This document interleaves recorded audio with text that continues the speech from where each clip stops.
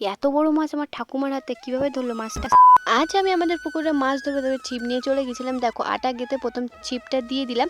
আর এখানে আমাদের সবসময় মাছ ধরা হয়, তার জন্য দেওয়ার সাথে সাথে কিন্তু আমার ঠোকর মারাও শুরু করে দিয়েছে। জানি না ভাগ্যে মাছ আছে কি নেই, অনেকক্ষণ দেওয়ার পরেও তাও ঠোকর দিচ্ছে। তো তুলে দেখলাম কিছুই পড়ি, এখনো একটাও মাছ পড়লো না। আমার ভাগ্যে কি তাহলে মাছ নেই? অবশেষে অনেকক্ষণ পর একটা মাছ পড়লো। দেখো তাও এটা মাছ না, মোচা। আর আমার তো মোচা খেতে খুব ভালো লাগে। আর কার কার মোচা খেতে ভালো লাগে অবশ্যই কমেন্টে জানাও।